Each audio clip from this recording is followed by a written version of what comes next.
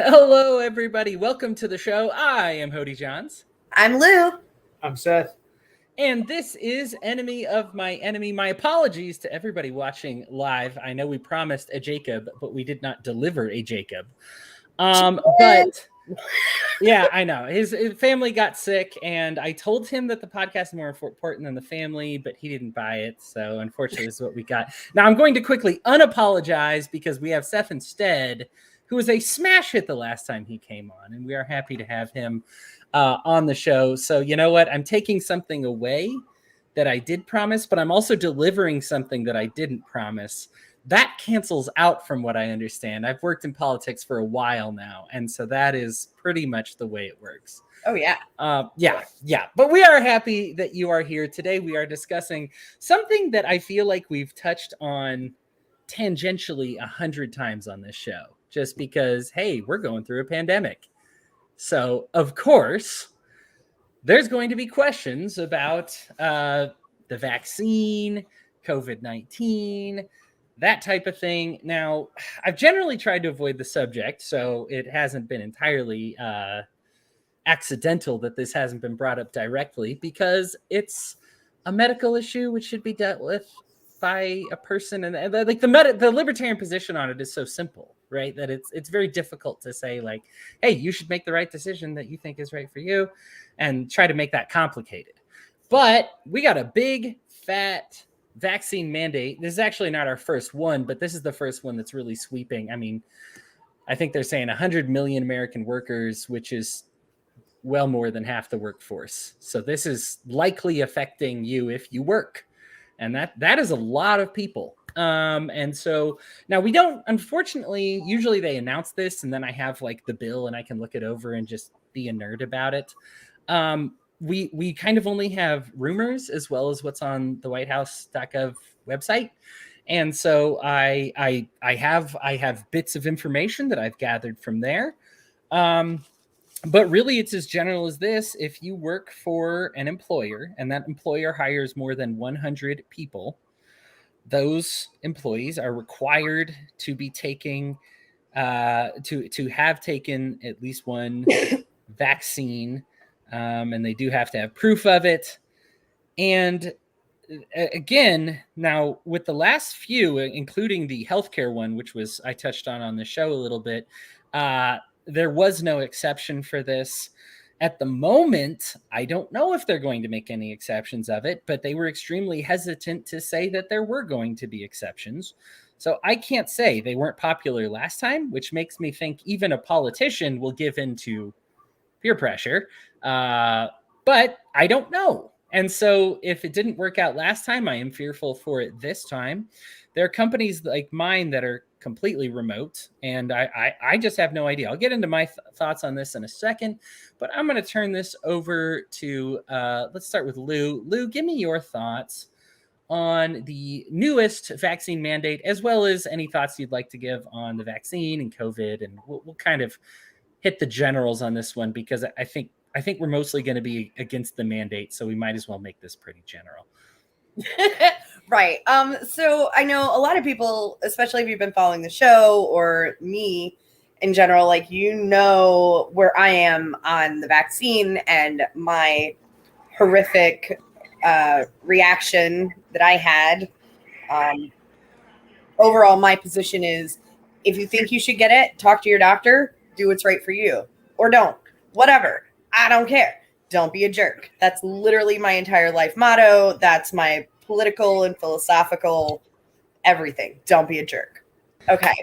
So that being said, from what I gather, and much like you said, there's not a lot of detail out there other than, snippets and reports of, but it's hard to find what's really going to be in this mandate specifically. We do know they're talking about, companies over 100 employees. Well, that gets, that sounds like a lot, but really, I mean, most companies with that many employees, just over 100 or whatever, they're still small businesses. And they're going to start losing employees left and right. I mean, that's just going to happen. There are tons of people who can't take it, won't take it, don't want to take it, or don't want to disclose one way or another whether they have or have not. And that's their right. Obviously, like the overall, like I think most people will agree, regardless of what side of, the political spectrum you're on. Like, we don't like the government meddling in what we do with our bodies. Some people have more specific reasons or issues on that, but overall, I think we can all kind of agree on that. So, but when you start making mandates about what we do with our bodies, and then it starts affecting our livelihoods during a time when we're already battling, unemployment and major inflation and, all of these financial things that are affecting everybody's lives because of the last almost 2 years now of this pandemic, this doesn't make that better. And all it does is piss people off more. And in true American fashion, and to be fair, in true libertarian fashion, or contrarian as we like to call it, there's so many knee-jerk reactions out there to be like, well, I was going to get the vaccine, but now I'm not because you told me to. Like, I won't say that it's a large percentage necessarily, but there's a very loud percentage of people who, if the government says, hey, you really should not jump off of a tall building or a bridge, they're going to be like, well, screw you, don't tell me what to do, and go jump off of something very tall. Just out of ignorant principle. Knee-jerk reaction, yeah. I hear the government say to do something because they're wrong 99% of the time. I just assume that the 1% that I'm going to do the opposite thing as opposed to thinking for myself. Yeah. So, there's a lot there. I think we're going to see however this plays out. And I'll be honest, there's a possibility the Supreme Court's going to come down and go, no, you can't do that. So we may never actually see this fully come to fruition. I kind of feel bad for the Supreme Court right now, but in a lot of ways, I do feel like they are proving themselves to be less like non-political. Justice Barrett recently was quoted as talking about how the Supreme Court needs to not be seen as a partisan portion of the government. Yeah. And I think we're seeing that a lot more lately. I find really interesting. So on that note, so not only are we talking about the civilian side of things, but there also was the sweeping mandate for, government employees. I'm kind of like, okay, well, as an employer, if an employer wants to tell their employees to be vaccinated, that's their right to do so. When looking at this government mandate specific to government employees, then you look at, they made an exception for Congress members, pretty much anybody in the White House and all of that, all the politicians, and postal workers, like 640,000 of them or whatever. It's some ungodly number. And these are people who are out going around, touching the stuff. Yeah. Touching literally everything that everybody touches. Everybody touches mail. How does that make any sense? Joe Schmo, who's a janitor in the Pentagon, who may interact with a total of 10 people, he's got to be vaccinated. I believe they did reverse that decision. There was a thought on it, but I think they did. I'm going to look this up real quick. You may keep going, though. Okay. So, yeah, when you look at the two scenarios, and they're like, oh, well, Congress doesn't have to get vaccinated, but everybody else does, you realize it's not about health. It's not about public safety. It is a game to them. It is a numbers game. It is about the money.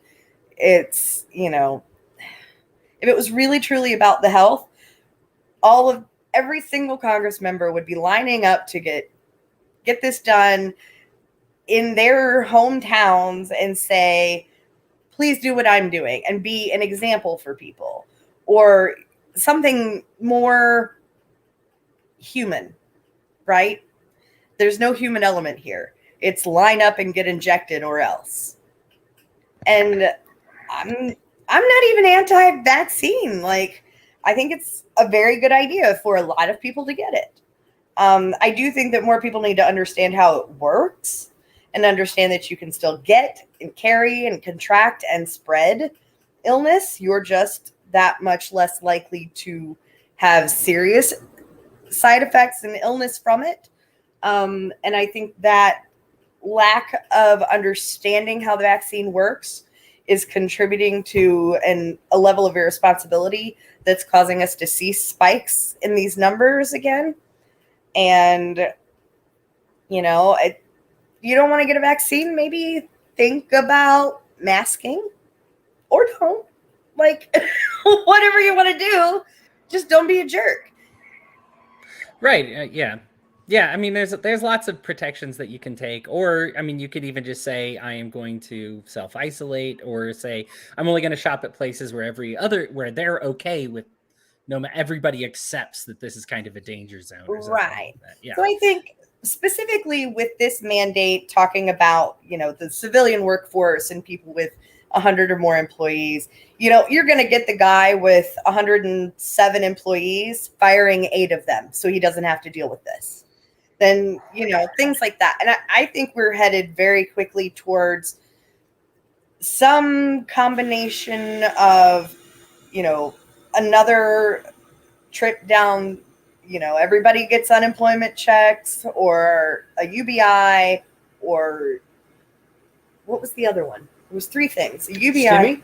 Well, yeah, I think we're going to see more stimmies, unemployment. Tax credit, maybe? Something. It's going to have a massive financial impact. And, we're already in sort of a downward spiral as far as, the value of the dollar right now. And people struggling to find workers all over the country. It's only going to get worse. Government spending will definitely help. Yeah, government spending always helps. Yeah. I mean, Bloomberg even noted just the other day that the $15 an hour minimum wage is actually going less than it was before the inflation, which, of course, every libertarian on earth is like, yeah. Seth, let's have your thoughts on this. Oh, it's time for the surprise, Seth. Real quick, for those following along from Facebook land that don't know, on Facebook, I am not sure, 2 T's and not. I didn't know that until he was on the show. How cool is this, right? Yeah. Yeah. That is Same me. guy. Same, not sure. NOTT sure. Yeah. Yep. Let's see. I don't even know where to begin on this. I kind of think the whole thing is funny in a slightly terrifying but still funny way.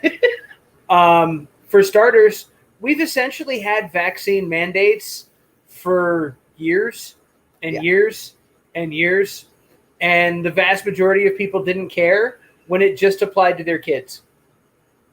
And most places, to go to school, to do this, to do that, your kids have had to be vaxxed, and nobody said anything and got their kids vaxxed and went about their day. And all of these adults went through that too, and they all got their whatever vaccines you get as kids. I don't even know off the top of my head. Well, there's the 5G one. There's the blue chip one. No, right. I mean, no, the blue chip measles, one mumps, is rubella.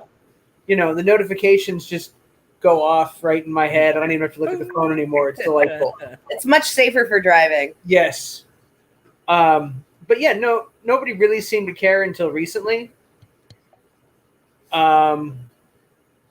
The postal worker one I thought was funny, that the postal worker exemption came about because of the postal worker union, which again I found funny because all we've heard for years is how the evil Republicans are just gutting the power of unions, yet somehow unions are still more powerful than an executive order from the president.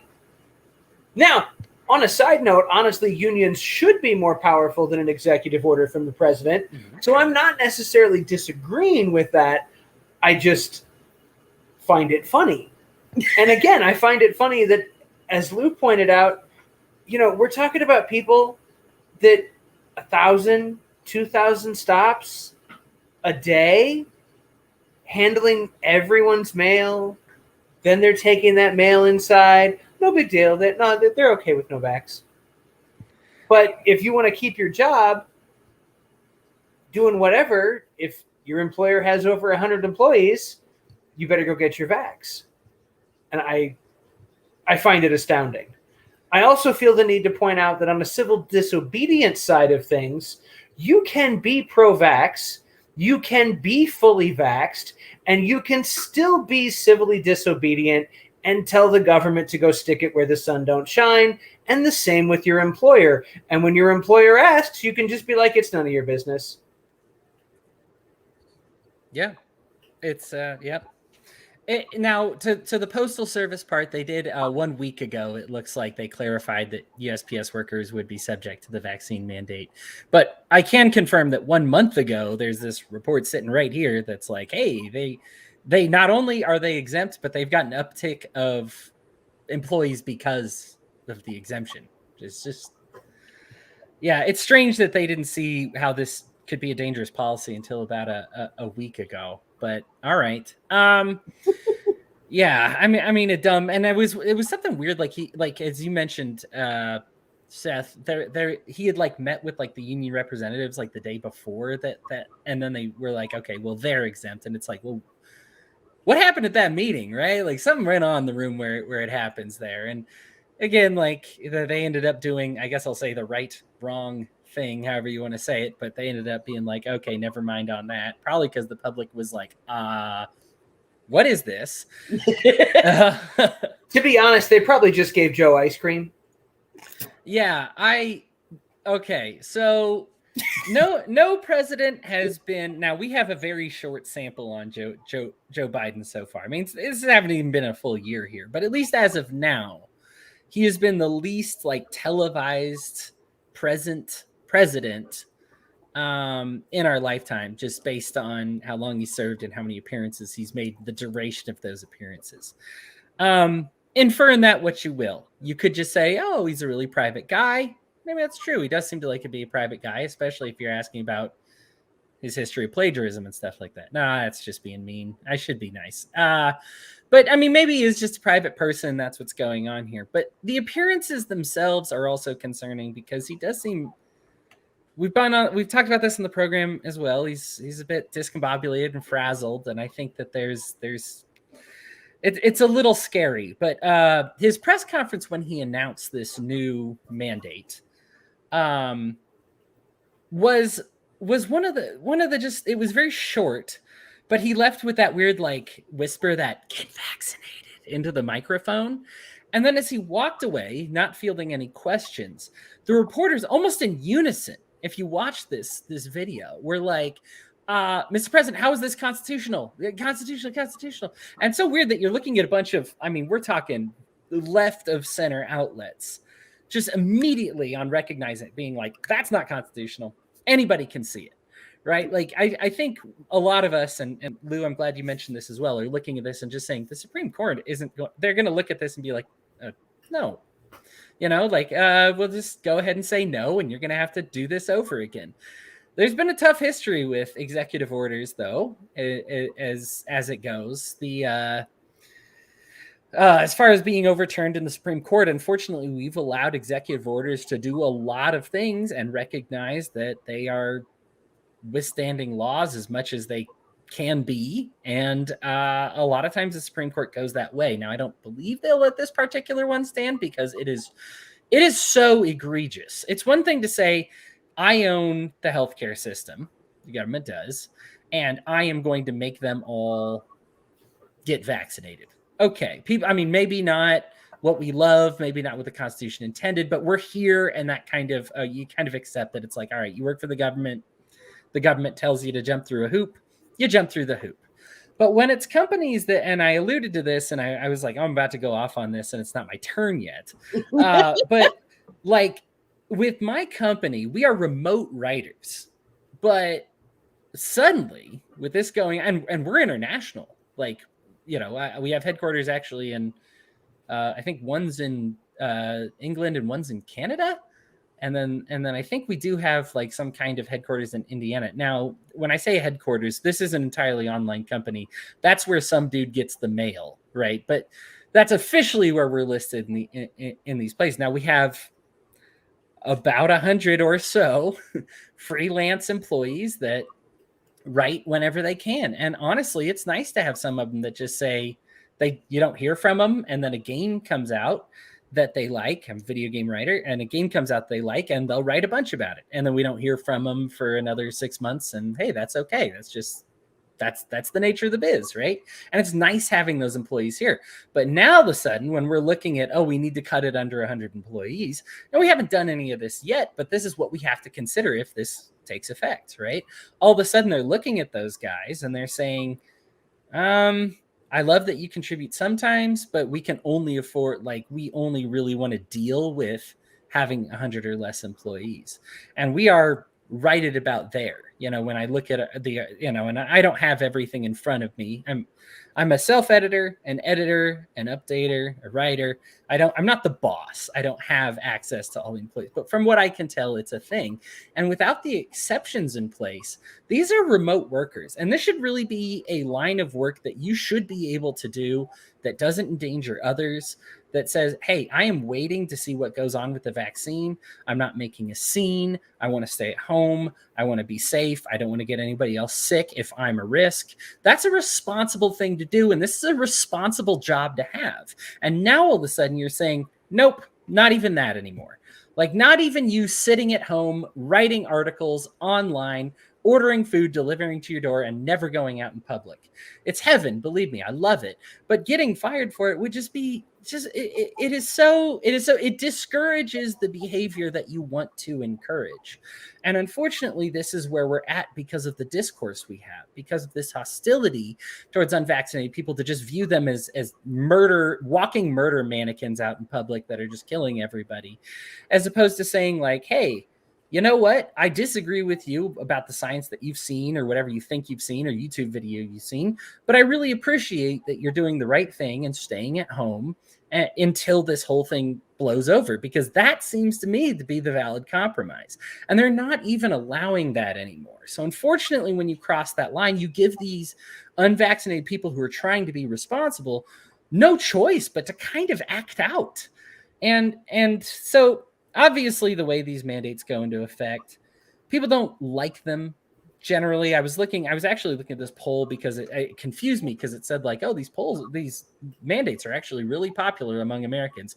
And then you read the questions and it's like, it's popular if you ask the question, like, do you approve of murdering vaccinated people and letting the unvaccinated take over the White House? And like most people are against that. But then as soon as you're like, should it be mandated, that you have a vaccine in order to be employed? It's an overwhelming no. And it's kind of one of those that it's like, I am aware that most, I think our totals were something at like the 60% range of total vaccinated people who need to be vaccinated. A lot of countries are opening back up about that range.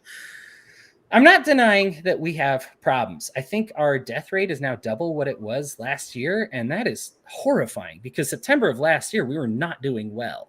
So saying that we're now losing twice as many people as we were last year, we are back into the thick of this thing as much as we were ever into the thick of this thing. And it sucks. Like, it's one of those that I wish we could come together. There seems to me some common sense. Changes need to take place when this happens. And I'm sorry if this agitates any libertarians that are like, no, I live my life and it's the same day no matter what. Don't hurt people. Don't take care of your stuff. Your contagiousness is you, and if you infect somebody, you hurt somebody. I mean, this is the reason we say, if I sneeze all over your food and you get sick because I sneezed all over your food, I'm not just going to be like, you're in public, that's just life now. No, I've done an irresponsible thing, right? So understand that there's a responsibility that needs to take place here. The deaths are staggering. These are all very sad. There are changes that need to be made, but a lot of these changes that make sense to me would be like, hey, keep the people that are at risk. Maybe they stay home, like in a quarantine, like what a quarantine is supposed to be, as opposed to quarantining the healthy. You get the people who could be most at risk, and you help them stay home. bring them groceries. If you're going to write a stimulus, again, being a libertarian, of course, we don't do that. But if you're going to some reason write it, give it to those people who are most at risk to stay home and just voluntarily, of course, to be like, hey, if you could get sick and you're worried about it, stay home. Here's some money. Here's some food. We'll get you through this. Everybody else out there is going to get sick. Be okay. We'll be done with this, whatever. And there's so many points of view to consider in this, and we should be considerate of others, but a mandate is just not the way you're considerate of others. It tries to manufacture this morality, and it doesn't work. It never has. We look at the vaccines we've had to mandate in the past, and after you've done a little research on that, I think I can help you understand why healthcare workers and the Black community are so resistant to getting a mandatory vaccine.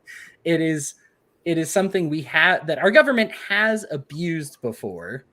And so we need to understand that that's what this is our history. If we give them something to abuse, they will abuse it again. I was reading this, and this is the Atlantic. This is a moderately left-leaning source, right? I guess according to the media bias chart, it's decently far on the left side. And even they are like, these mandates open the door to doing so many bad things. Look at what happened in the wake of 9/11 and all the terrible things that happened. This is no different. If they can do this, think of what else they can do. You have Joe Biden now, and maybe you like Joe Biden now, but you're going to have somebody else tomorrow that you don't like, and they're going to use this precedent to do terrible things. So yeah, that's the long way of saying I really dislike the vaccine mandate. Mandates of any kind are obviously harmful as a libertarian, but I think specifically when I just say like, okay, pretend I'm a statist for a moment and I think government's a great idea. Is this going to work? Is this something that we want that will make government more functional? Is this something that will make us healthier? Is this something that will make us more empathetic? Is this something that's better for our future? And the answer is pretty much no across the board. There are really smart things we could do. Brian couldn't be here tonight. He's actually at a very lovely location right now and sending us pictures of that, so I kind of hate him for it. But he mentioned in the We're Libertarians chat that how much of this could have been dissuaded if they just did the normal amount of disclosures like they do with every vaccine and treated this like a normal vaccine. As opposed to over-promising, and then when a problem or a heart problem comes up or a reaction comes up, they don't have to say, that's a lie, that's a lie, that's a lie. I had a story today about a doctor who saw Lou, similar to what you had, and a reaction to the vaccine, but couldn't write the note for it because he was worried about losing his medical license, because if he writes on the note that somebody had a reaction to the vaccine, that he's going to get his medical license canceled, even though he saw it happen. He knows, like, he witnessed it. He was there. They did the test. This person had a reaction, and he was not anti-vax. He was like, I've done a ton of these vaccines. This was not a normal event. This was a rare event. But if I even acknowledge the rare event, I could lose my medical license. That's where you get the crazies on YouTube popping up, because they're going to take this story, they're going to blow it way out of proportion and make it look like it's 90% of it. But the fact is they feel like they have to do that because nobody's acknowledging that 1% of the time. And until you put it in perspective and say, like, yes, I don't even say 1%. I think it's like 1/4% or whatever it is. Until you acknowledge that this happens sometimes, then we are going to keep screaming louder and louder and blow it up until you finally acknowledge it. You know, I mean, I brought this up on the show before too. They've recently had a commercial where they said it's a perfect immunization. You don't carry it to anybody else. There's never been a side effect. There never will be a side effect. Please stop saying the word side effect ever. It's never going to come up with these. They've had to take it down, of course, because it didn't end up being true, but they never said, hey, sorry. And until you get the hey, sorry, you're going to keep the crazy people popping up and being like, look, they promised all these things that ended up being lies. And without them issuing some kind of retraction or correction, then this kind of keeps coming up. Again, I'm not trying to overhype the fear. I'm just trying to tell you where the fear is coming from. Lou has had it happen to her. And so when you say, no, this can't, I mean, Lou, I even saw people interacting with you saying like, no, what you saw is what misinformation or fear mongering or something like that. Like, it's just fear mongering. Had literally just got home from the hospital. Like, really? I'm pretty sure I was there, bro. Yeah. Like, Like I mean, their dishonesty with the vaccine goes back to the very beginning. You know, we first heard this thing's going to be 95, 97% effective. And it is at keeping you out of the hospital. Yeah. But it's not 95, 97% effective at keeping you from getting COVID. right, which is how they tried to spin it before. They called it immunity. Immunity means you don't get it. That's right. But no, it actually means that you're an asymptomatic spreader and you just don't go to the hospital. And when you're an asymptomatic spreader, you're a bigger risk to the public. Yeah. That's terrifying to me. Which is now why vaccinated people need to wear masks again. Yeah. Yeah. Oh, get vaccinated. You won't have to wear masks again. Okay. Right. I wanted to really quickly kind of double back on a couple of points. Go ahead.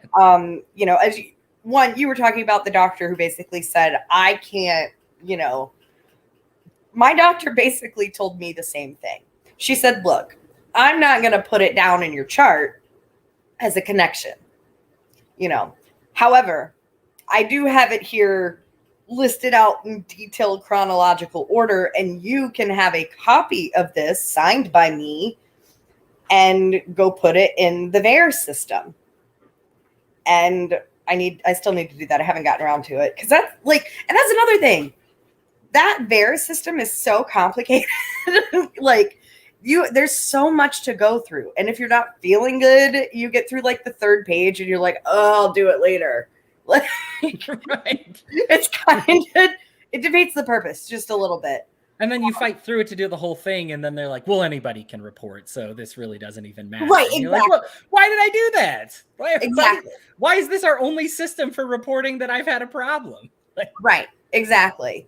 And then one of the things that he had said also was about, you know, how we have had vaccine mandates for a bazillion years, it seems like, because we force our children to get vaccinated in order to go to public schools or do this or that or have access to certain things.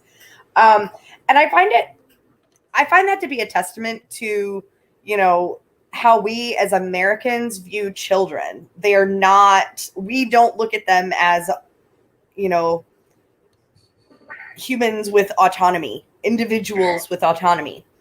Yes, as our children, there are charges and we're responsible for them.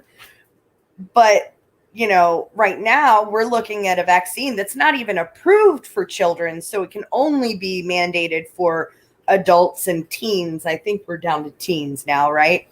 But so we all have autonomy and we're like, whoa, wait a minute. I don't know about this, you know? And it's crazy to me because I'm not even anti-vax. Like my kid is vaccinated and will continue to be vaccinated, like as she should be. But like that struck a chord with me. And I know like youth autonomy is a totally different topic, but that was just something that really stuck out to me.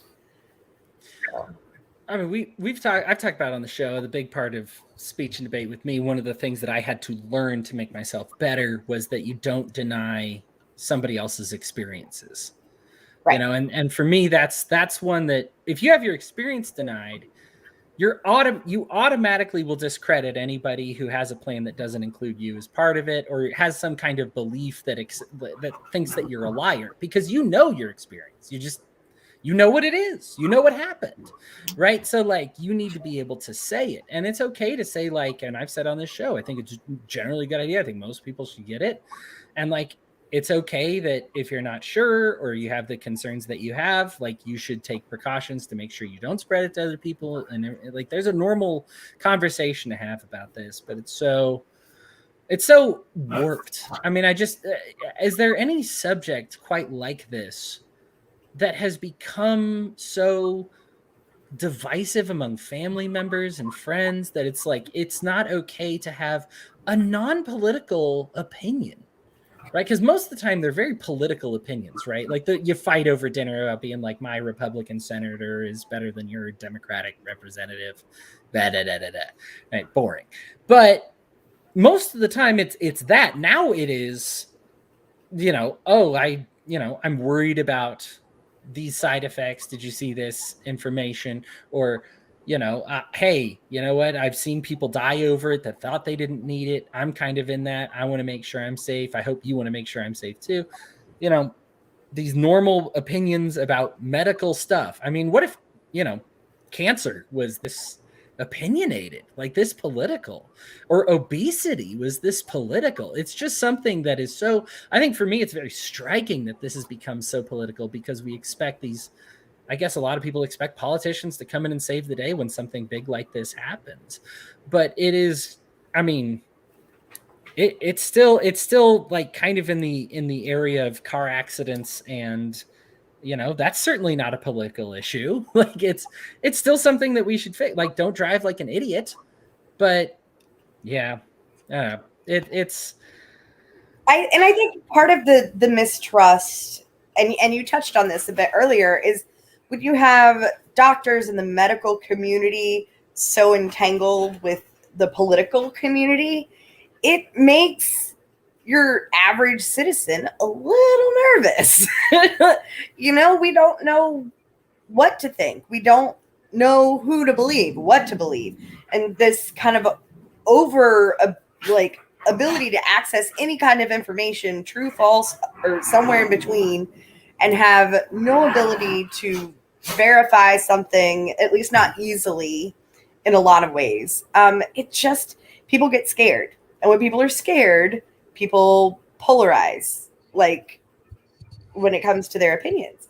And it really is sad to see how polarizing this is, when the human compassion side should just look at it and go, wow, there are some people who are getting very sick or very hurt or, or out of work, or they need compassion. And as humans, what is the most compassionate way to deal with it? It's not to look at someone who has been sick or had an illness or injury from either COVID or the vaccine and tell them that they're lying, they're fear-mongering.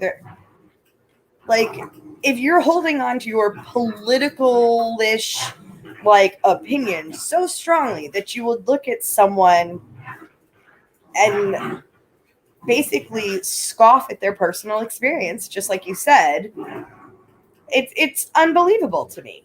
Like, there's no compassion and humanity anymore. It's very, very sad. Yeah, the FDA came up, and this was part of Joe Biden had a series of, and this is kind of a story in the news as well, 3 losses in the same hour.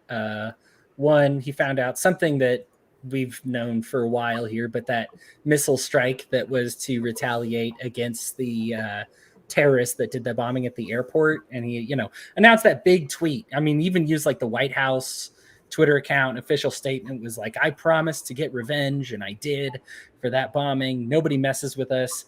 And so we blew up some terrorists. Yeah, it was 7 kids and 3 adults, and they were like aid workers.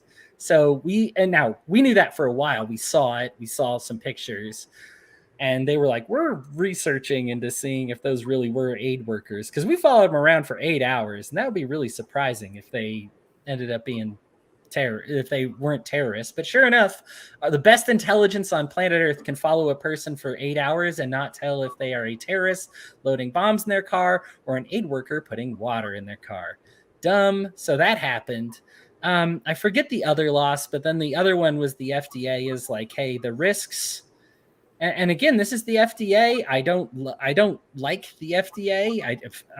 The FDA has messed with my life. Everybody's got their one thing. The FDA is like that's the entity that has messed up my life more than anybody else's, more than any other government entity. Every libertarian has their government entity that's messed with them. The FDA is mine. I have no love for them. But they came out and they were like, you know what? The vaccine's probably good for kids and the elderly, but it's just too risky for kind of everybody in between. Because they've only got the Pfizer approved right now, but they're talking about the booster for the Pfizer, and they're like, we really just don't recommend that most people get the Pfizer booster unless you're a little kid or elderly person, because it's just too risky. And why bother with those risks? We're still studying it for these people that might actually die from it, or in the case of the kids, I guess spread it around, because I guess kids are pretty handsy. not really good at keeping their hands to themselves, and they get around a lot. And apparently, like, the masks are kind of like a disaster and everything, because they'll sneeze on them and lick them and swap them and not wear them right. And of course, that It's just gross. I love kids. They're disgusting. Love kids. I mean, we've all been there, but yeah, it's for some reason, like, it's not until like the age of like 10 that you find out like what dirt is and start reacting to it. I don't know what it is that magically comes into your brain and you're like, oh, that's gross. I get it now. But yeah, apparently that just happens when you hit the double digits. It's just magic. But yeah, but they didn't recommend it for anybody else. And it's just one of those things that you say, you know, I am glad at least they're being somewhat consistent and not just approving things regardless. But I think it does at least say like, okay, hey, here's who it's safe for. Here's who it's not safe for. And I think that we can, if the FDA can respect that, you'd think the average person would be able to respect that as well, right? But it's not where we're at. I don't even see it as a loss for Biden so much as just science happening. And the FDA is, believe me, far from a scientific entity, but at least, you know, to be like, hey, we don't want our hands on telling everybody to get this booster shot when the booster shot could end up hurting them more than the disease itself. And at least there they can have some consistency because they don't want to get sued or blamed or discredited entirely, even though they should be. But, you know, at least in this case, they're acting in somewhat of a way. And I think that that's a reasonable thing to say, to just be like, oh, hey, it's risky for these people, not risky for these people. It's the conversation right now just allows for no nuance, no conversation, and no wondering. I think the problem is there's no questioning allowed. You know, Nicki Minaj throws this thing out there, and it might not be the most intelligent thing I've ever heard. And I know she said, like, hey, I'm doing some research, and if I get vaccinated, it's not going to be go to the Met, which is good, right? That's a good, you know, you should not be vaccinated to go to a party just because they make you. You should probably just avoid the party, which is what she did, which is the right thing to do.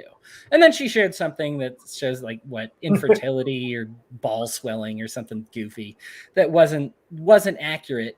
But instead of there being this like gentle, like, oh, hey, check out this info that talks about that exact thing you're talking about, it's nope, your account's limited and the White House would like to have a talk with you, please, if you'd go visit them.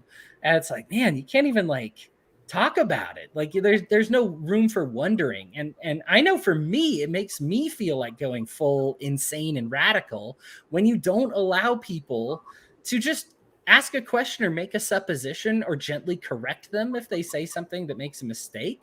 I've shared fake news before, and I'm fine with being like, oh, hey guys, like, I mean, I think twice in the last few months, I've found out I shared a story. There was the picture of the one guy who was at the Waco thing, but it wasn't actually him, the ruins of the Waco. And I was like, you know what? I shared that story thinking it was true because I saw it from, I think, like the New York Post or something. I shared it and I'm like, you know what?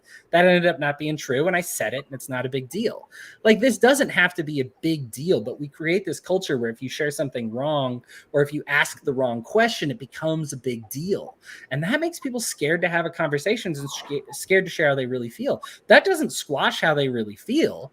It just makes them internalize it and not share it with you. And that makes it so that these bad ideas kind of don't ever get squished because they never compete in this realm of ideas. They get insulated and they get radicalized. And I think people like that see the Nicki Minaj situation, and maybe even Nicki Minaj herself goes, well, that's a terrible reaction that everybody had simply because I asked a question and shared a study that people don't like. Maybe there's something to it. Maybe I'm right. Yeah, I have to say, like, I hate to laugh, but when Fauci has to go on national news to tell Nicki Minaj that scrotum swelling is not a known side effect of a vaccine, I'm like, what reality are we living in?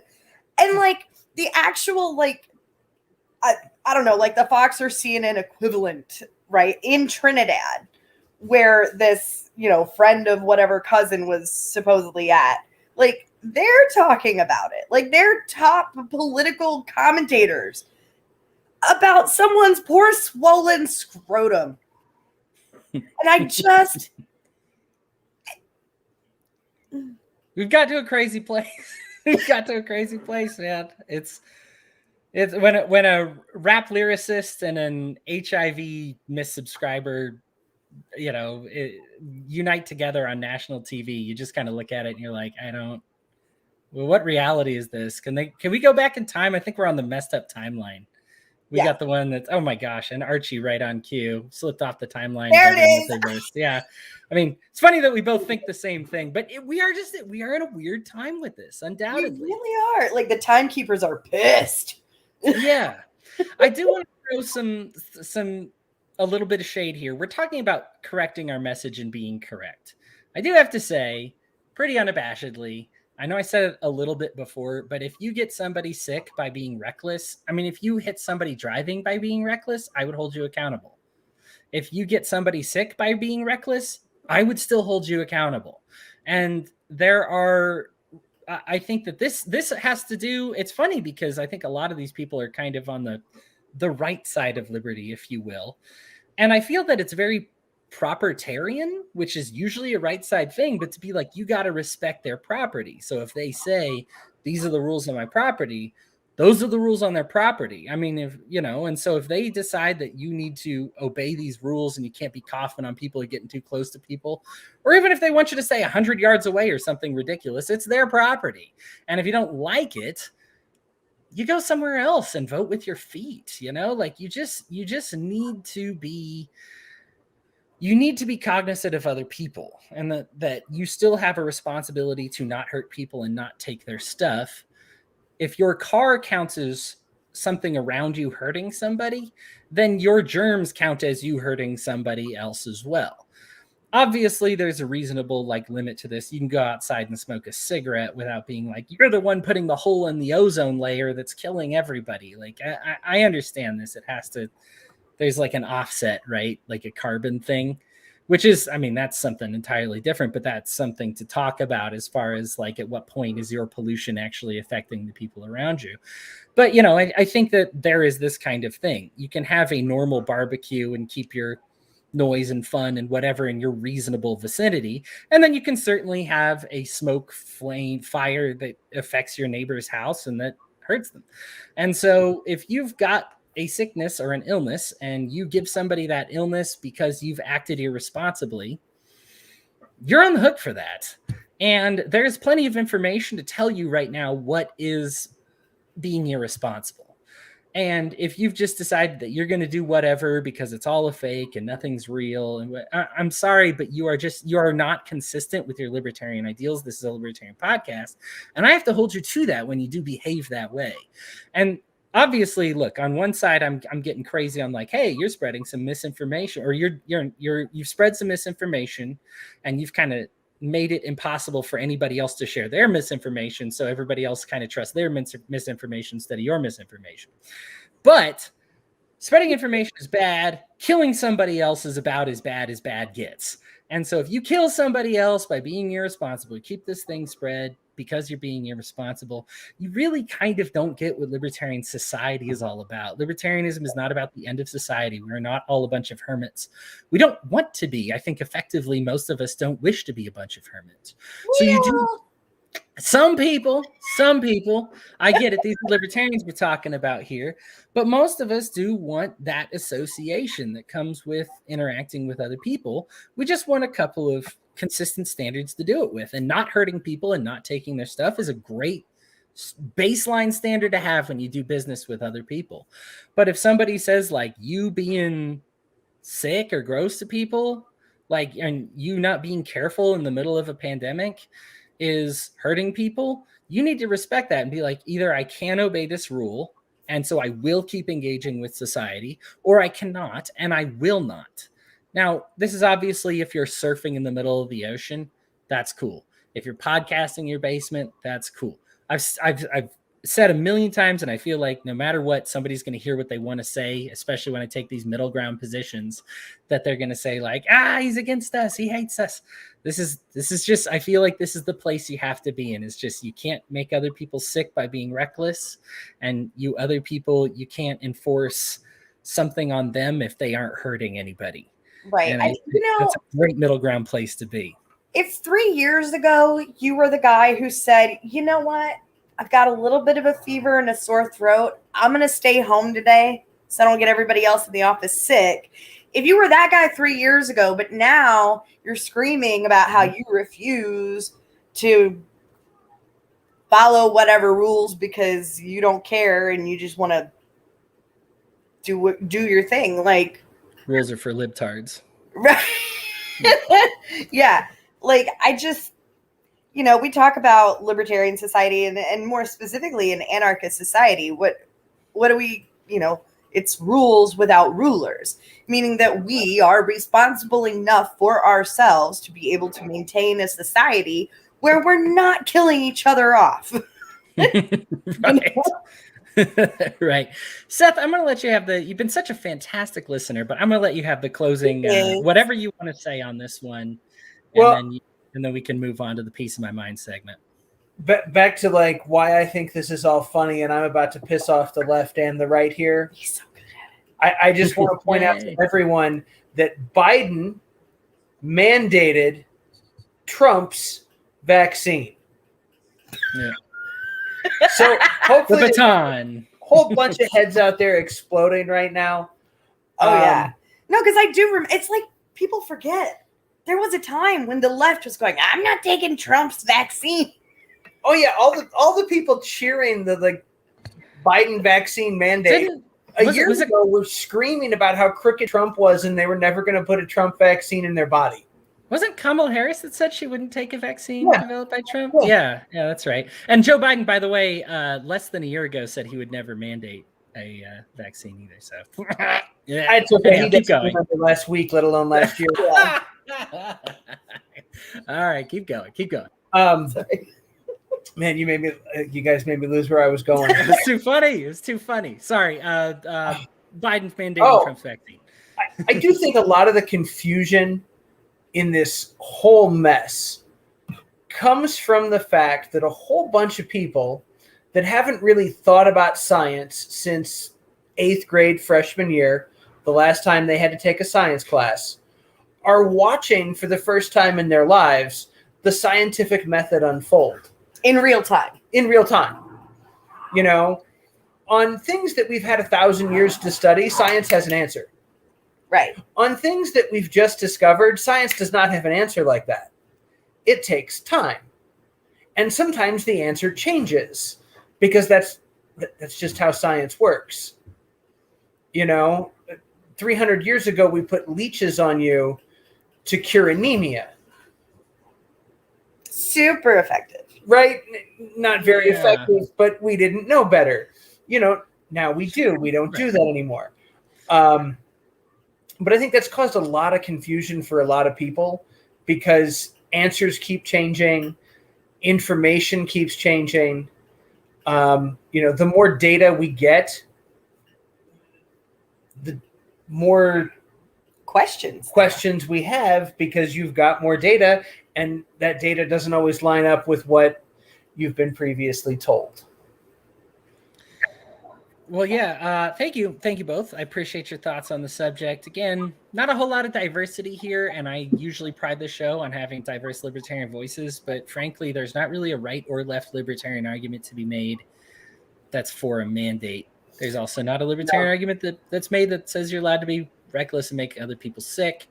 I think that's kind of the middle ground here, and us normie libertarians that haven't been fully pushed to the far left or far right, kind of right there. I don't even want to say far left and far right, that haven't been pushed to the top of the authoritarianism spectrum and made concessions that they shouldn't with either Biden or Trump. It's just kind of a normal place to be. Anyhow, everybody stick around. We're going to have a brief commercial, and then we're going to come back with a piece of my mind. Hang on tight. It's about to get awesome. And welcome back, everybody. I appreciate you hanging tight there. All right, Piece of My Mind segment. Now, I had something all lined up that I was going to talk about, but then AOC wore the Tax the Rich dress to the Met Gala, and I just couldn't resist talking about that because it just it opened up so much passion in people because obviously they feel a certain way about it. This is nothing new for AOC. She is very much and even if, and I will even say that I feel like people may hate me for this. She's one of the more libertarian members of Congress. I feel that she's one of the more honest. Obviously, we've had some inconsistencies on her part. She's still a politician after all, but I think she is one of the more genuine people in office.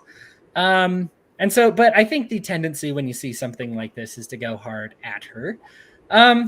But this really isn't nothing new. She's been a performer before. I think that this is obviously it's a performance. I mean, she kind of admits it. She's like, hey, I'm gifted the ticket. I was gifted the dress. I wanted to make a scene. I was like, hey, if I'm going to go to this thing, I want to send a message. And that message that I want to send more than any other in the world is tax the rich. All right. Now, here's the thing. To be fair to AOC, like I said, I want to be charitable to her. I do feel she is one of the more libertarian members of Congress. Much as I understand that might irritate some people, I can explain that position a different time. But there's at least a couple of issues that I'd agree with her on. As far as taxing the rich, okay, very rich people tend to be very much. I view this a lot like politicians, and I've heard me say this on the show, but I think I'll say it again. Maybe I haven't said it on the show. You know what? You might get something new here. The reason I feel that most politicians tend to be psychopaths is because the job itself is kind of not fun and kind of requires you to be a psychopath in order to make it fun. So if you say, I enjoy this, sign me up for more of this, then you enjoy, now there's money that comes with it, there's prestige that comes with it, but all of that outweighs this phone banking and these bad deals that you have to make and just the corrupt people that you have to form partnerships with. And like the whole process not only is it gross, but it's very time consuming. You really have to put your family on the back burner. I mean, and all of them will most of them will admit this to say like, yeah, I mean, I've needed help at home and I have nannies and they raise these people and I have to send my kids to these schools and these tutors. And, and frankly, I don't blame them now, obviously I don't like politics, so I do blame them in that regard. But as far as if you work a job that demands those kind of hours, you kind of have to do those things, right? So there's a natural psychoticness that comes with being a politician because you have to want to rule and think that those rewards are worth the whatever you have to put into it. Now, I'm going to make this same extrapolation for like ultra mega billionaires. Because most of them that get there do have to work pretty hard, but they usually end up being kind of psychotic because anybody that's like, yeah, I want another $5 billion house that I'm going to stay in for 1 month and it's worth doing this, this, and this and paying my employees this, and this less, that's concerning. Right? Like, so when you say I'm willing to do those things, there's a problem that comes with that. There's this story, of course, coming around this week from this guy who's like, hey, remember a few years ago when I said I would pay all my employees $70,000 and take a pay cut and my business is doing better. There's good business to be made by not taking all the money at the top. Now, I am still a capitalist. Believe me. I think you should be compensated for your risk. I think you should be compensated by the amount of hours that you pour into it. I think you should be compensated for your expertise. And so I understand that not everybody is going to be making the same amount of money. But there does come a point where you say, this guy has hogged, of my company, let's say after you buy all your product or whatever, has a 3% profit margin. And this one guy and the board are taking 2% of it, and the rest of the company is taking 1% of it. There's something where you got to be like, okay, well, the rest of the company is 99% of your employees trying to split the small part of this pie while you and like 8 other people take the big portion. And there's a kind of a psychoticness that comes with that, and an egoism and a narcissism that comes with that, and saying that I deserve these things. Rich people do not endear themselves. However, going to my true middle libertarian values, which is why I chose this story, taxing the rich is not going to fix the problem. AOC even specified on Twitter she was only talking about like the richest 10 people, at which point I'm like, just name them. Like, you might as well just be like, yes, I'm saying tax these 10 people and nobody else, right? Like, everybody's worried that you're talking about them, and you're like, no, I'm just talking about these 10 people. At that point, you might as well name them. But on the other hand, look, and AOC is usually bright enough about this, but she does fall for this whole increase the taxes so that we can pay for this. She had that terrible 60 Minutes interview. And this was in her earlier days, but the one where, where they were like, well, if you tax the rich, you're actually going to make less revenue for Congress. And she was like, well, we as millennials have been putting up with this for a long time. It's like, well, you didn't answer the question. It's sad that she's not kind of changed her stance on this and still feels that for some reason this will generate revenue. It won't. Okay, these people, you don't tax the rich people, you tax the people that work for them. Anytime there's been a tax, it always ends up taxing the people that work for them. And it's not going to work. It's a terrible idea. It does. And honestly, here's the thing, and it drives me crazy because I wish AOC of all people would realize this, because she's talked about corruption with her colleagues before. And she's talked about these bad deals and this wasted spending for. You need to fix what you have before you take something from somebody else, even if it's somebody like a multi-billion-dollar business person who I am telling you right now is probably a psychopath. I understand that they do things that I don't like. They have bad business practices. Many of them are corrupt. They cut corrupt deals. They keep themselves on top. They support regulations that make it so that other people can't compete with them. I dislike most of these mega billionaires that she's talking about. But before you steal a dime from somebody else, you need to spend what you have wisely. You need to be transparent and accountable for the money that you have taken. And look, obviously taxation is theft. So right off the bat, when she says I'm like, nope, already lost me. But when you say like tax the rich and you're sitting on this pile of wealth that you squander and waste, and we always find out that X million dollars went into coffee mugs that we don't know where they are, and X $1,000 went into renovating this room and getting the fine china done in the White House, and X million dollars is just plain missing. That always happens. And X billion dollars is we gave it to these school districts, but they never ended up getting. Oh well, I guess it's just gone. All of these have to be fixed before you take a penny from somebody else. And that's, I think, where AOC is going to miss the mark. It's hard because, like, I understand that you see these mega billionaires having a space race, and you're like, you're flaunting this money. You make it difficult to defend you. I don't want to defend somebody who's just like, I did $1 billion rocket trip into space. Look how special I am, while my employees are making minimum wage. You suck. You're a sucky person. You're a suck incarnate, and I don't like defending you. But I also understand that you can't demonize these people if you are hemorrhaging money. If you are wasting money and you're being irresponsible with money, you can't demand their money until you are responsible with your money.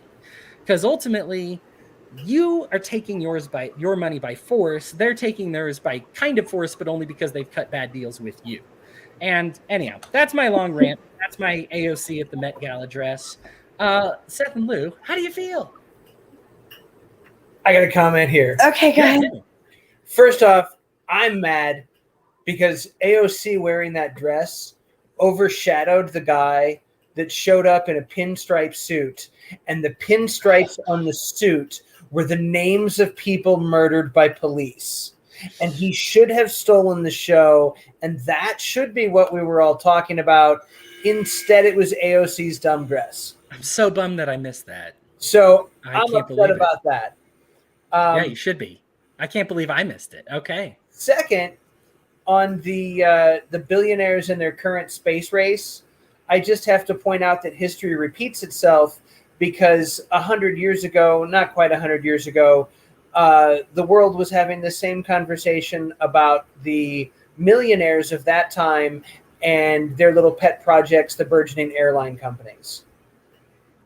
So we can fault them, and maybe it is in poor form that some of your employees may be struggling and on public aid. I don't know that any of the specific billionaires in the space race are paying their employees minimum wage. I think they're all above Not that. a one. That's good. Amazon starts at $18.50 an hour. But there is something to be said about private space exploration, and there is something to be said for moving the species forward into the stars, because clearly NASA got to the moon, flew a few shuttle missions, and basically said, screw it, put their hands in the air and closed up shop. Which, so, as libertarians, we complain a lot about, like, government having their hand in medical or space or blah, blah, blah, right? So we should be applauding capitalists moving technology forward. That's right? fair enough. Partly It's why, weird for me to be the left libertarian, but I guess I just... I mean, don't get me wrong. Like, it is kind of douchey in a lot of ways. Like, when Bezos came down with his little cowboy hat, and I was like, you didn't have to be the one to go. Yeah. Like, you could have sent people who were actually qualified to be in space. But also, if it was me and I had that kind of money, I'd be like, woo, I'm going to space, y'all. You couldn't stop me. You really couldn't. I think, like, if you really watch that moment, like, you can't deny that there was a truly genuine childlike expression of just pure joy and excitement on his face, as there would be for anyone who was like, oh my God, like, I did it. Yeah. I went up in space and I came down and I lived. Oh my God, that's so cool. Look what I did, you know? So, like, that I'm not mad about. But that's fair. When it comes to space exploration and the space race, I don't know that there's anyone in this country that can get through the day without using something that we have in our daily lives because of space exploration and because of, you know, the research that's gone into getting humanity into space and exploring the stars.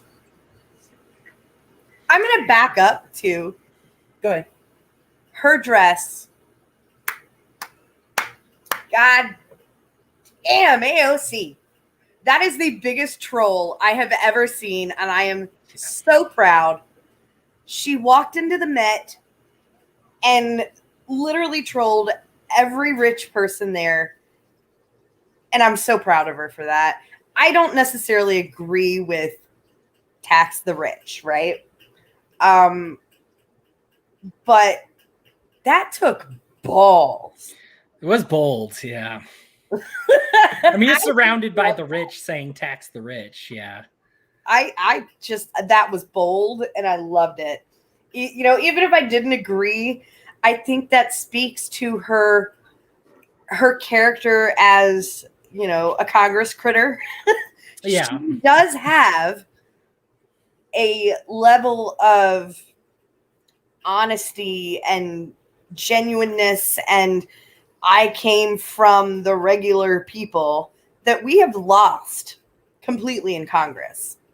And I hope she doesn't lose that. And I hope she manages to stick around long enough to really grow up, learn a little bit, and keep the grit and make the impact she has the potential to make without turning into the rest of the ancient Congress critters. You know what I'm saying? I know exactly what you mean. I remember once she said something about, like, libertarians being, I think, like, closed borders or something. And then she actually, like, cared enough to correct herself. Like, she actually, like, it was some on social media or like an interview or something, but it was like, hey, sorry about what I said. I just found out that libertarians are open borders. My bad on that one. And I was like, dang, like, most of the time you just be like, you know, I hate those guys. They're a third party. Right. I don't care that I said a wrong thing. I don't care.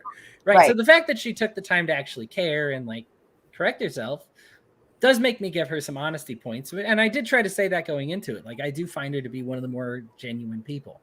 I do hope that on top of learning about the libertarian stance on open borders, she also learns a little bit about how tax code works and how, if we actually want, you know, Congress to be funded, that maybe there's some some internal changes that need to occur there. Like I said, she's even like tweeted about this kind of stuff before. I just think you need to get that in order before you take somebody else's money is kind of my only point. I know as far as like privatization of space, look, I'm down to go there, but like I think for me it's like make a company on that. I don't know. It's hard for me to see like employees struggling, I guess. And I do think like if you have the chance to like give them more, like I don't know. And then maybe that's just me because I don't like taking money from anybody else. Like that could just be because I'm a nerd. I'm not the one who took the risks. I think for me, I don't know Jeff Bezos' exact rule, but do I think that he is worth, 10 million of his employees because that's what he gets paid like per hour? It's like, is he worth that? And I'm like, I don't know, man. Like, I guess that'd be for others to say. How much was that risk worth? I would like for the market to determine that, but we kind of don't have that right now. So your point is well taken. I will consider that a little bit because I do think there is, I mean, if anything, that childlike enjoyment might be the thing that gets him in touch with his happiness in himself and him wanting to bring that to other people. So maybe that's how it goes. Seth, why don't you give us a piece of your mind, my friend? What's on your brain? Anything. Oh. Man, I wasn't ready. You want me to go? Football's back. I mean, I don't watch the sports ball. That doesn't help me at all, man. Man. All right. Well, let me go through Yahoo News and I'll just shout some things that come up. You're right. If you're ready, go ahead. I need a minute to think. All right. Let's have Lou go first. We'll close with you, Okay. Seth. Get your hamster running on that wheel. All right. So I'm going to pivot. This is less political and a lot sad. I know a lot of people have been watching pretty closely and intensely the Gabby Petito case, and I don't think I need to rehash all the things, but there are so many details in this case that just I keep coming across, and it's hard to keep up. And it appears they found her body this afternoon. Like an hour or two before we went on air. I saw that. Yeah. And watching the press conference live when the FBI agent was holding back tears. I mean, that's tough. That's really tough. It seems like ever since the fiance went missing, reported missing Friday, but had been missing allegedly since Tuesday. But if you go back and look, no one's actually seen him in person. Like there are no accounts of anyone seeing him since at least the 11th. And there's like, I got to give it up to like the Reddit sleuthers, but also tell them to calm down a little bit. You mean she wasn't abducted? I don't. Right. Like there's some really insane theories out there and that people keep like, oh my God, and like running with. Yeah. But then there's some other things that, I think it's in some ways, I think social media has helped a lot. One of the things that came out shortly, within a few hours of her body being found was a GoPro video of someone passing their van in that pretty much that exact location. And then shortly after that was handed over to authorities. They found her in that area, like within 100 yards. And so like, that's definitely helpful, because people on the internet are like taking their time and slowing down and zooming in video and, all of these things. And that's really cool. And if anybody here has ever seen, anybody watching has ever seen, there's a Netflix special called Don't Fuck with Cats. And it's all about how this group of Facebookers found this murderer overseas.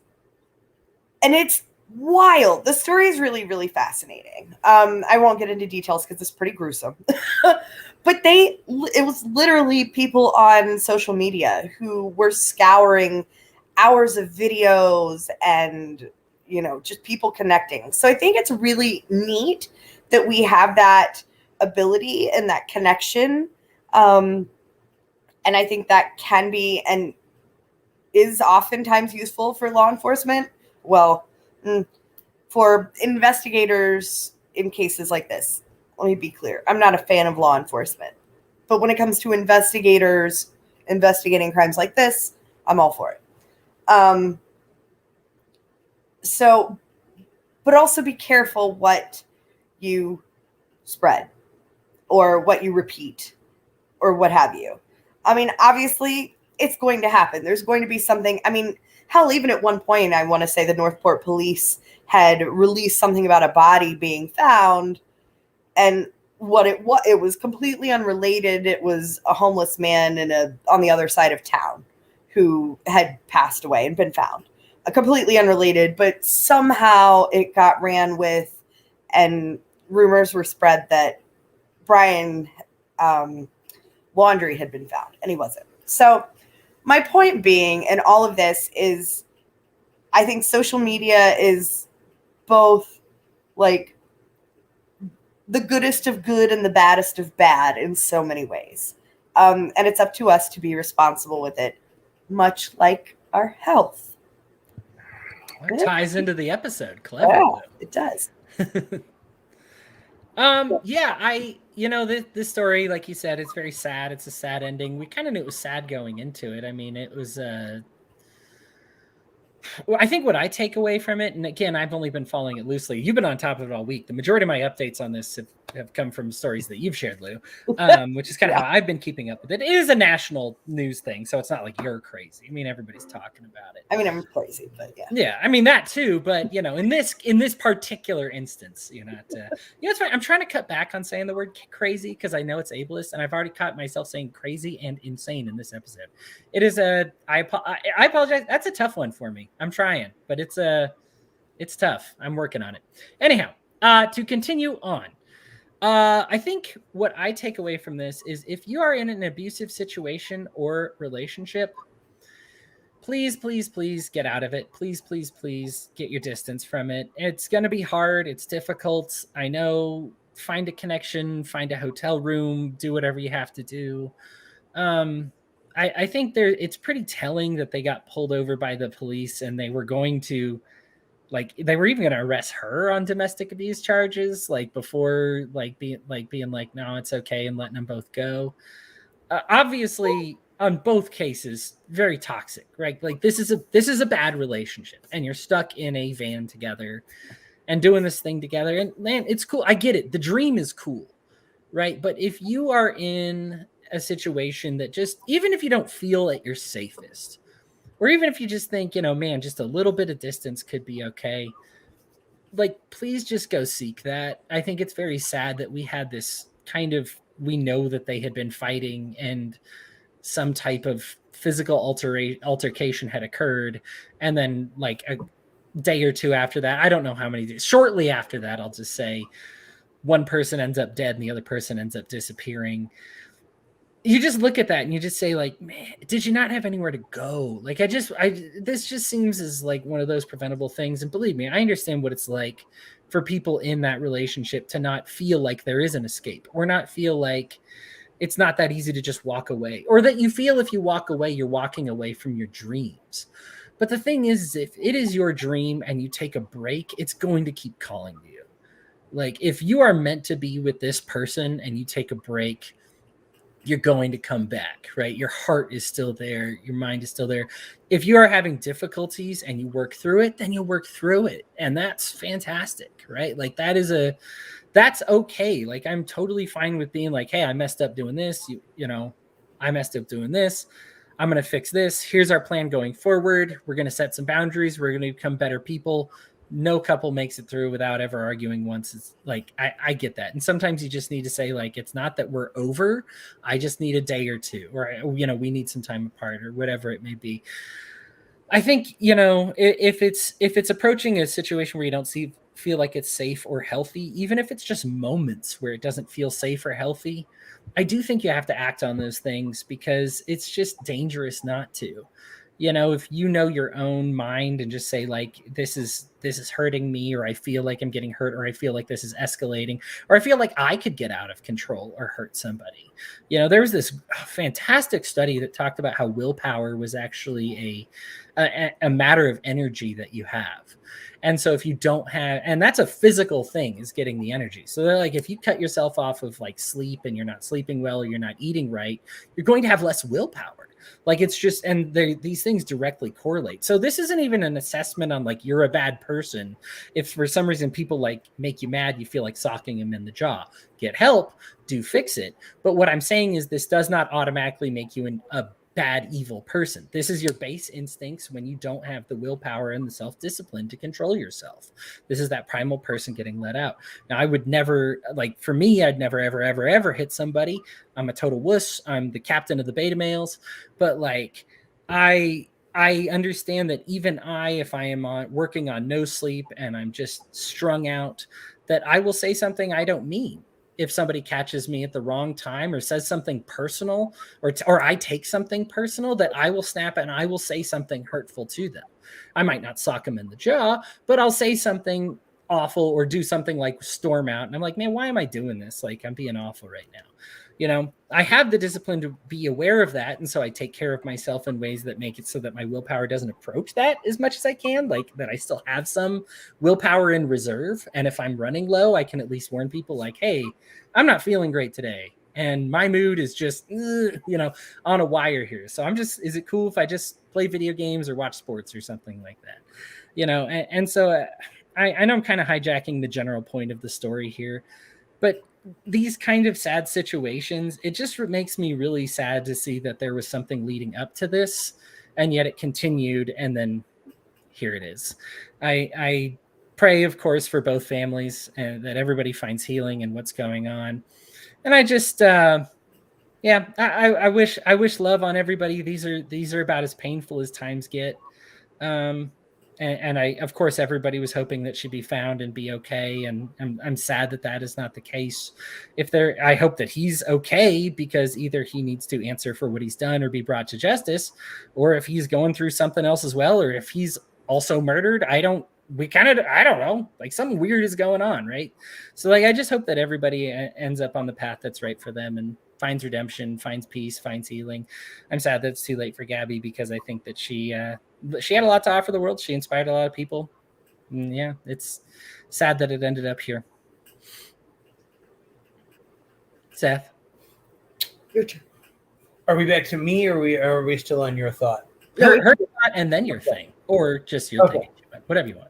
All right, I'm going to go back to why I'm mad at the government, which is pretty much you can ask her. That's pretty much all the time for me. It's like stasis. Yeah, it's just normal. But no, there's that old adage that anytime the government goes, hey, look what I have for you in my left hand, you should really find out what's in the right hand. That's kind of been this past week. And, Biden had some big losses, and Biden got some grief from the media and threw out the vaccine mandate and all this. And meanwhile, what the media is not talking about is the wonderful new rules hidden within his Build Back Better plan. It is going to mandate that the IRS spy on bank accounts with over $600. While Biden swears he's not going to raise taxes on anyone making over $400,000. Under $400,000. Yes, sorry, under $400,000. Mm-hmm. Yeah. Yet, we're going to be spying on bank accounts with $600. We're going to insist that any kind of electronic money transferring service is now sending tax documents if you have used more than $600 worth of their services from any and all sources within a calendar year. So while he may not be raising tax rates, you better believe that there's going to be more audits coming for people under $400,000 a year. So much for just going after the billionaires, so much for just raising taxes on rich people. This whole new package makes it crystal clear that we are going to squeeze every last drop out of everybody because daddy government better get his share. Well, and I think this really harms, lower and middle class families, especially those who work in, cash heavy industries. Service industries, contractors, Yep. gig workers, self-employed, small. Those mega billionaires, all those people you're naming, just the upper crust of society.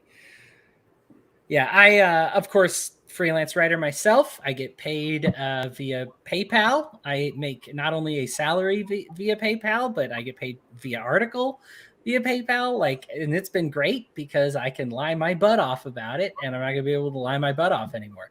Now, as far as should I have been paying taxes the whole time and I'm not?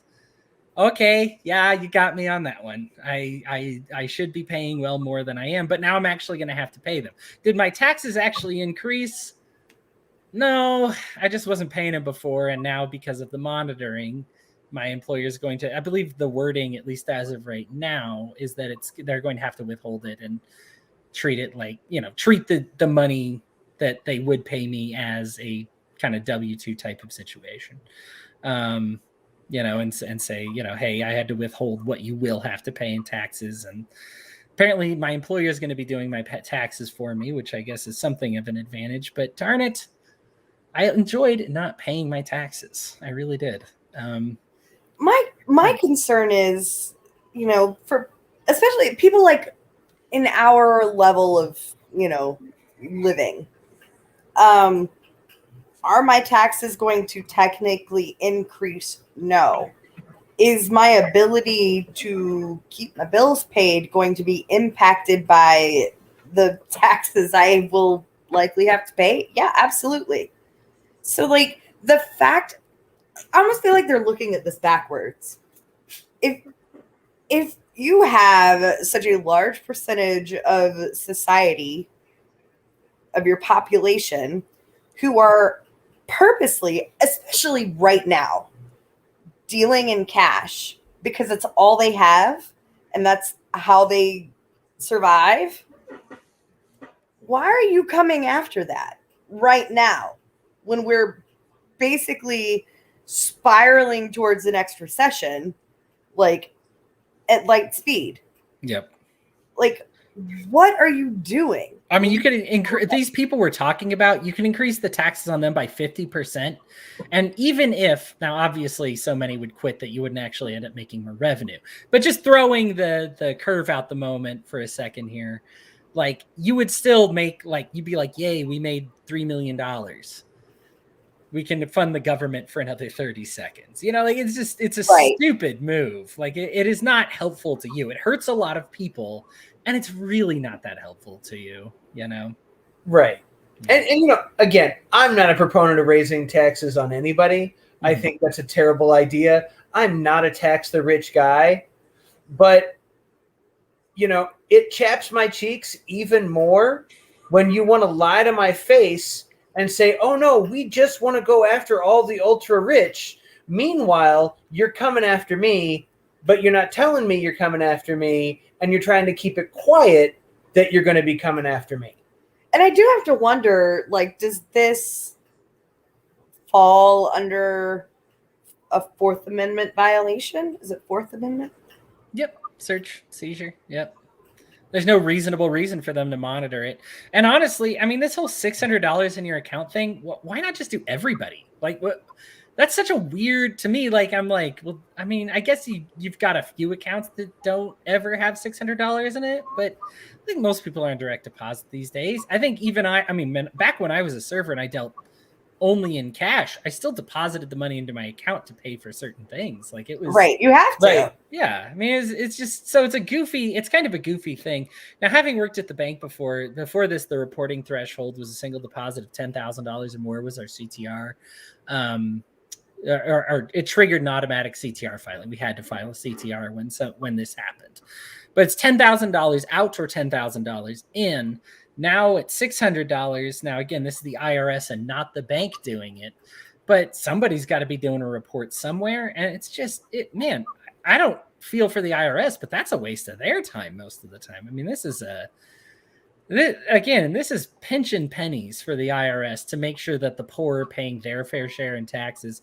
It's a very good point, Seth. I haven't really thought about this. I saw it in the news, but I didn't think about that. But yeah, this is very much in an era when we're saying make people pay their fair share. This is certainly a portion of the bill that is making sure the poor pay their fair share in kind of a sketchy way. Yeah. Yeah, because, that's an easy way for them to just sort of hawk, the poor middle class, and they take what they want. Whereas with the rich, they're going to battle through loopholes and lawsuits and hiding money. Right. We're going to have to figure out how to get like Swiss bank accounts. Like, how does that work? Someone quick Google me a Swiss bank account. Let's look that up. It's all crypto. Gotcha. Can we pay Netflix in crypto?